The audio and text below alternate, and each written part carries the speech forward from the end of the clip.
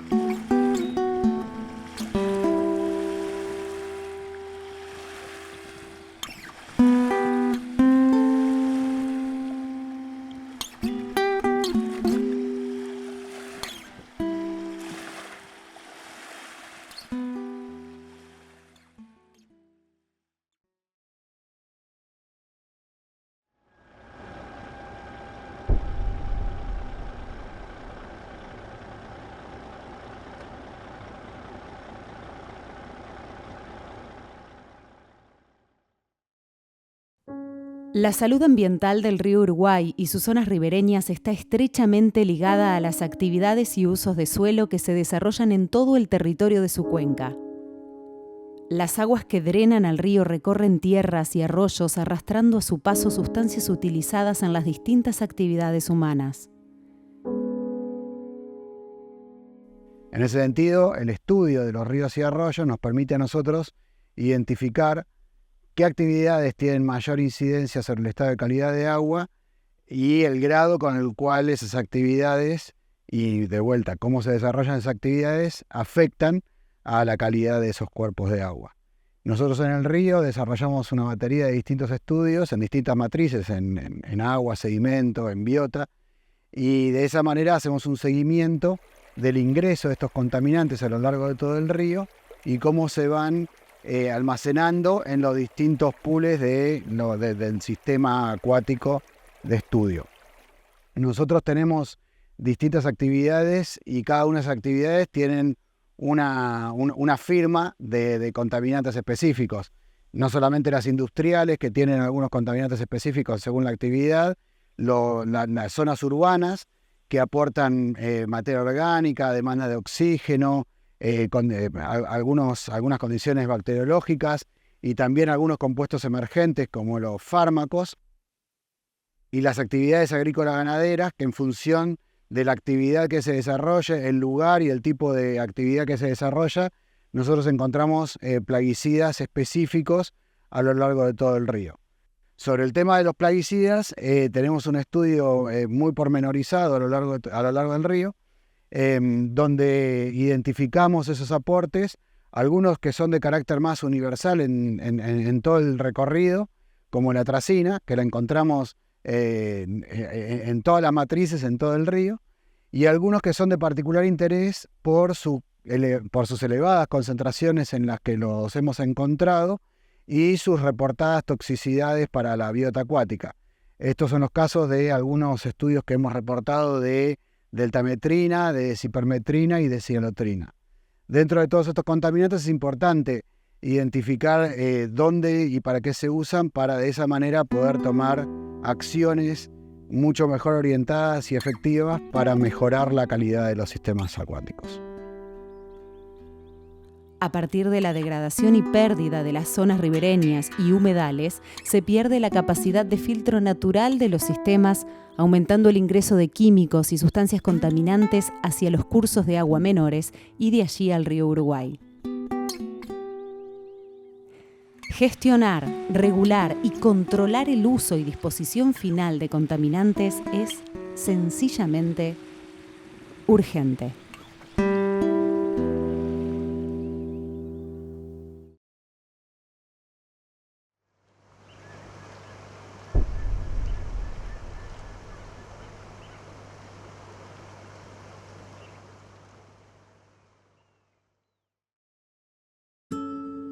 Actualmente, una variedad de efluentes de origen industrial o domiciliario son volcados a nuestros ríos y arroyos con o sin tratamiento previo.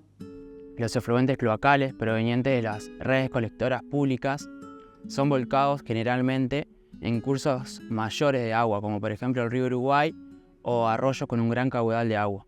En cambio, las descargas domiciliarias clandestinas se dan en cursos menores de agua, que generalmente tienen su recorrido por sectores urbanizados. La principal diferencia que se da entre estos dos tipos de efluentes cloacales es la capacidad de poder cuantificarlos. Por un lado, los efluentes que provienen de las redes colectoras públicas generalmente son volcados en uno o en pocos puntos, lo que hace que poder identificarlos, cuantificarlos y controlarlos sea más sencillo. En cambio, las descargas clandestinas domiciliarias, al no ser en pocos puntos y al no estar visualizados, es más difícil poder identificarlas y controlarlas.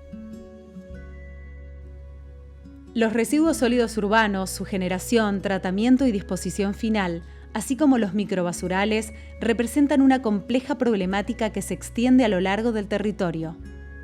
Podemos reconocer que es una problemática a lo largo de todo lo que es la cuenca del Uruguay y para todos los municipios, ¿no? Y también reconocida a nivel mundial. Bueno, en el caso de nuestra región, varios municipios implementan o tratan de implementar planes de separación domiciliar y recolección diferenciada. Tal es el caso de Concordia. Es importante observar lo que sucede en el arroyo Mansores como un ejemplo emblemático de microbasurales o de presencia de residuos sólidos urbanos en zonas ribereñas. En la cuenca baja del Mansores puede advertirse fácilmente la disposición de residuos sólidos urbanos que son arrastrados por el propio curso y depositados en las márgenes del mismo o en zonas de puentes. Asimismo, este tramo recibe un aporte de colectores pluviales provenientes de la zona céntrica, donde se evidencia la descarga de conexiones cloacales clandestinas. Obviamente, se evidencia más aún en la cuenca, en la parte baja del Mansores, con la particularidad de que esta zona es una zona altamente transitada y utilizada tanto por los ciudadanos de Concordia como por los turistas. Las actividades industriales y agrícolas deben ser gestionadas de manera responsable para prevenir la contaminación de arroyos y ríos en los corredores ecológicos. El vertido de productos químicos tóxicos y desechos puede tener consecuencias devastadoras en la biodiversidad acuática y en la salud de los ecosistemas ribereños, incluidas las personas. En resumen, la reducción del impacto ecológico de los efluentes domésticos e industriales, así como la gestión adecuada de los residuos sólidos urbanos y de los residuos generados por actividades industriales y agrícolas, son acciones esenciales para conservar la integridad de nuestros recursos hídricos y preservar los corredores ecológicos en nuestra región. Estas medidas son vitales para garantizar un equilibrio sostenible entre el desarrollo humano y la protección del medio ambiente. Más allá de los esfuerzos que cada municipio realiza en la gestión y solución de estas problemáticas, es indispensable el aporte y compromiso de cada habitante, consolidando prácticas o hábitos que impliquen una mayor consideración por el ambiente y por los demás habitantes del territorio.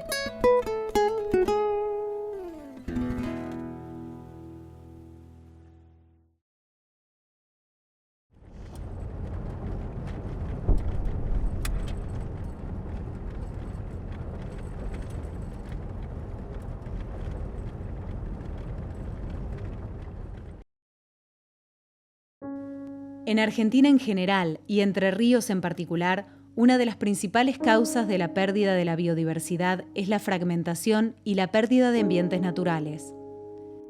Dentro de las amenazas que sufre el bosque ribereño, que de alguna manera produce esta fragmentación, tenemos la presencia de incendios, la tala indiscriminada, el avance de la frontera agrícola-ganadera, también la presión inmobiliaria, el sobrepastoreo.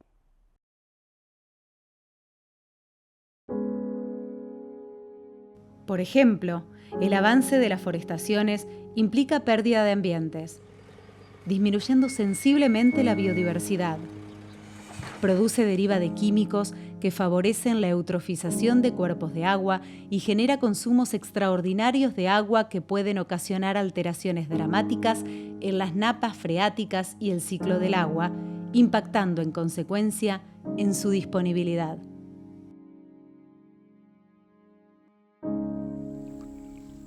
La modificación del bosque ribereño y los humedales costeros representa la pérdida de la principal línea de defensa del río. Las orillas de ríos y arroyos son zonas de transición entre los ecosistemas terrestres y acuáticos. Están compuestas por una vegetación constituida por árboles, arbustos y herbáceas, las cuales están adaptadas a las subidas y bajantes de nuestros ríos, arroyos y otros cursos de aguas. Los pajonales que son anexos a las zonas ribereñas y las zonas de islas por mucho tiempo estuvieron de alguna manera conservados debido a la frecuencia de inundaciones periódicas que hacían que no tuviera aprovechamiento humano. Por ejemplo, la construcción de represas o la canalización de ríos alteran la hidrología de los ríos y también afectan a la vegetación de estas zonas. Los hábitats fraccionados pero interconectados por corredores tienen mayor valor de conservación que los que están aislados. La pérdida en la continuidad de los ecosistemas ribereños puede implicar una disminución de los servicios ecosistémicos que estos prestan. En casos graves se puede llegar a la pérdida de especies de plantas o animales. Diversas actividades humanas ejercidas con la finalidad de generar tierras para cultivo, crear pastizales para el ganado y construir terraplenes, diques y rutas o caminos, o por el desarrollo urbano son la principal causa de fragmentación y pérdida de ambientes. Resulta impostergable la implementación de una visión integradora desde la administración misma que reconozca la relevancia ambiental así como su carácter finito.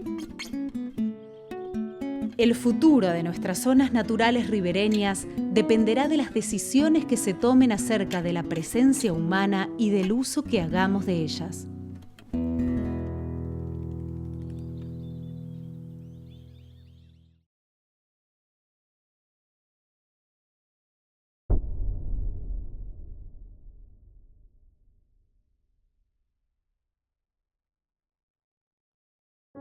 Las especies exóticas, la ocupación, el uso no ordenado del territorio y la contaminación de las aguas afectan la integridad de los humedales y a la biodiversidad. Las plantas invasoras pueden competir con la vegetación nativa, desplazar algunas especies autóctonas y modificar completamente el paisaje. En cuanto a las especies invasoras, tenemos tanto animales como vegetales. Dentro de lo vegetal, por ahí la acacia negra, lo que se conoce como el chauchero, es la principal, digamos, que tiene efectos fuertes en lo que es la biodiversidad de nuestros humedales. Y dentro de lo que se podría mencionar como las especies animales, también tenemos lo que es chancho jabalí, ciervo axis y algunos tipos de mejillón que, bueno, también influyen en la biodiversidad y afectan el estado principalmente y la calidad de nuestros humedales. Como otras tantas, Concepción del Uruguay es una ciudad muy fuertemente vinculada al río y muchas de nuestras actividades de esparcimiento, recreación, productivas, industriales y turísticas están vinculadas a él. Todas, de una u otra manera, impactan sobre los cursos de agua y los ecosistemas asociados. Por eso es tan importante el ordenamiento territorial y ambiental de estos espacios. Los humedales muchas veces son considerados campos poco productivos, dando lugar a prácticas ganaderas con enfoques que no consideran las dinámicas naturales de estos paisajes. Por ejemplo, la dispersión de semillas de especies vegetales exóticas invasoras, plantables como la chaucha de la acacia negra, es una de las principales actividades identificadas en los humedales asociados a los arroyos que fueron inventariados en la ciudad de Concepción del Uruguay.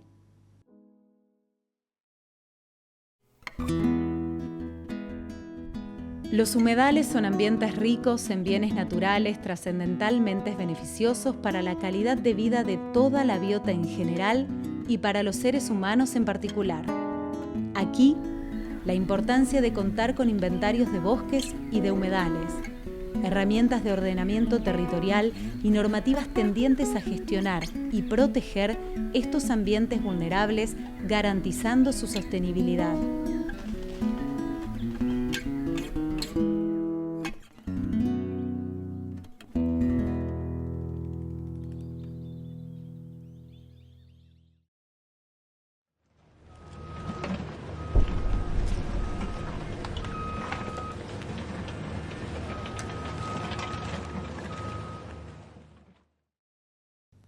Uno de los mayores problemas de nuestra región es la presión urbana o inmobiliaria no planificada o no integrada a un ambiente natural.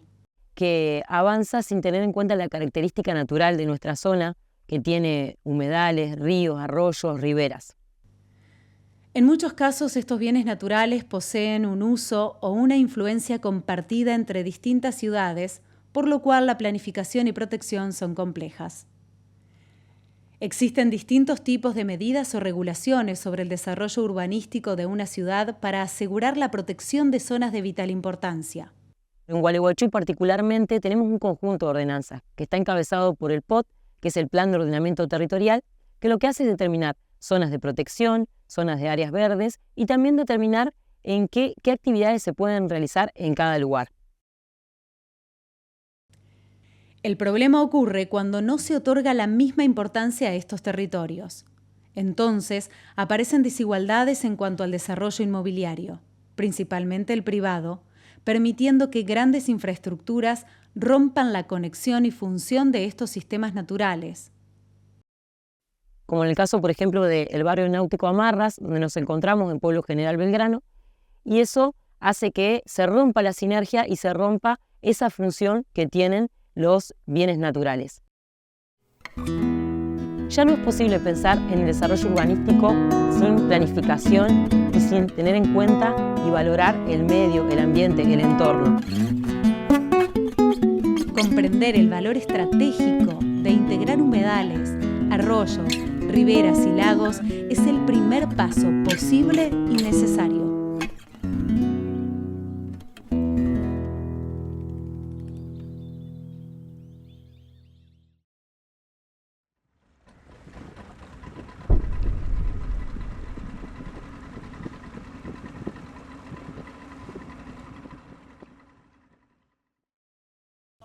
La pesca sin control, ya sea en su forma comercial o deportiva, representa una de las amenazas más graves para la riqueza de la vida acuática en el río Uruguay y, por ende, pone en peligro la biodiversidad y la posibilidad de las poblaciones humanas ribereñas de obtener alimentos. Nosotros vemos dos problemas fundamentales que uno se volcaría mucho a lo que es el pescador particular, que es la concientización y la falta de información.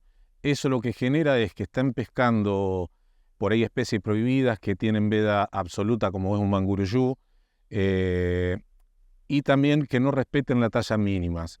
Y el otro gran problema que tenemos es la parte de la pesca comercial. O sea, cuando hay intereses económicos de por medio, la pesca comercial, si bien está reglamentada, no se respeta. La especulación en torno a la falta de controles adecuados suele dar lugar a una gestión desconsiderada de los recursos, lo que puede resultar en una disminución progresiva de la abundancia de peces en el río. Esta sobrepesca no solo amenaza la sostenibilidad de las poblaciones de peces en el presente, sino que también aumenta las dificultades que enfrentarán en las temporadas futuras, potenciadas por la degradación ambiental y el cambio climático. Se nota en lo que es la fauna, una disminución de lo que es la fauna ictícola. El gran problema va a futuro. Hoy en día todavía se puede controlar, se puede revertir todo esto. El gran problema, las consecuencias van a venir más a futuro, pero hoy en día sí se nota en la calidad del pescado. Al disminuir la fauna ictícola, le afecta directamente a lo que es al poblador ribereño, que hace una pesca más de subsistencia para el alimento cotidiano del día a día de su plato de comida, que lo tiene muy, muy arraigado en su vida. Al disminuirle, le genera un problema en la alimentación. La pérdida de fauna ictícola en el río Uruguay afecta a todo el ecosistema fluvial, con consecuencias negativas para toda la biota en general e indudables perjuicios para la salud de las comunidades ribereñas.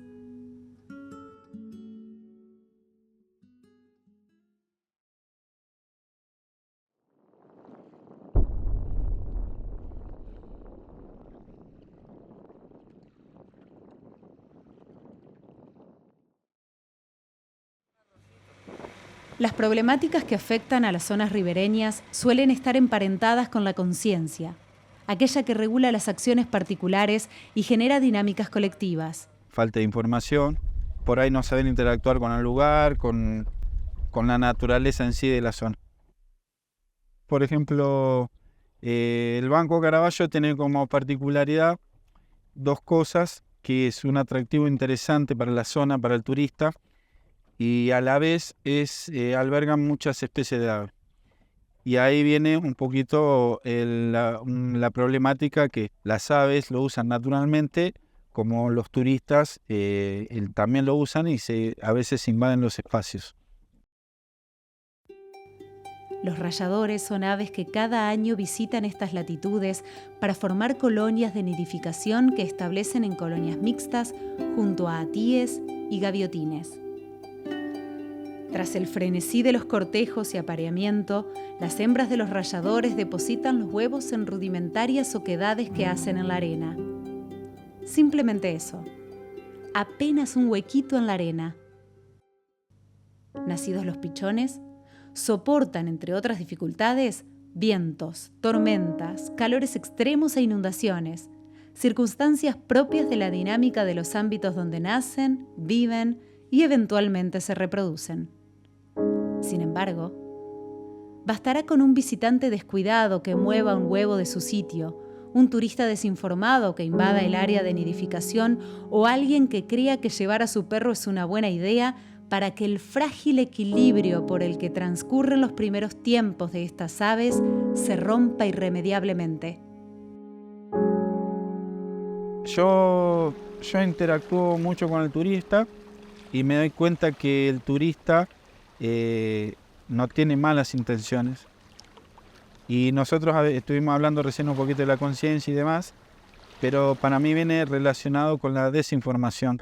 Sería muy, muy importante que ellos, el turista en sí, el que hace el uso de los espacios públicos en sí, naturales, se nutra de información. El espectáculo de observar estas aves alimentarse merece ser cuidado, como merecen ser cuidadas y respetadas las aves, la diversidad toda y los paisajes que le dan soporte.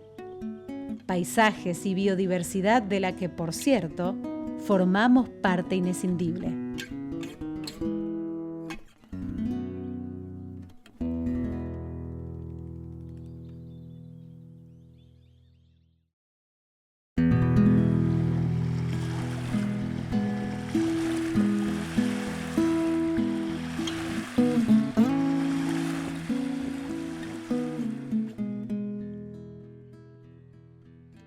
Los bosques ribereños representan ecosistemas en sí mismos particularmente acompañan a los grandes ríos de la Cuenca del Plata. Son filtros naturales que retienen nutrientes y otras sustancias como plaguicidas que vienen de las cuencas, y también retienen costas, representan toda una serie de funciones muy importantes para los cuerpos de agua, tanto los bosques ribereños como todas las zonas ribereñas en general, de todos los cuerpos de agua. Nosotros en Entre Ríos tenemos más de 7.000 cuerpos de agua interiores, todos ellos poseen costas, zonas ribereñas, bosques de ribera. Estas zonas son muy importantes para la salud de los cuerpos de agua. Si perdemos las zonas ribereñas, si no somos capaces de cuidar estos ecosistemas particulares de ribera, no vamos a poder recuperar la salud de nuestros cuerpos de agua. La salud de estos ecosistemas depende de la manutención de los ecosistemas que los rodean y que forman parte, digamos. El río no es un caño por el que discurre agua, el río es un ecosistema donde las riberas son una parte fundamental, transicional, conforman la transición entre el agua y la tierra, y debemos protegerlas, debemos normarlas, debemos legislarlas, debemos hacer entender a la comunidad la importancia de estas zonas ribereñas, que hay que utilizar las riberas, pero también hay que conservar estos filtros naturales, porque sin ellos no es posible mantener la salud de los ríos. Es tan necesario como indispensable elaborar y concretar acciones tendientes a mejorar la calidad del agua del río Uruguay, admitiendo cambios de conciencia individual que aporten a la construcción de nuevas conductas colectivas, reconociendo que existen grados distintos de responsabilidad y asumiendo que todos podemos formar parte de las soluciones.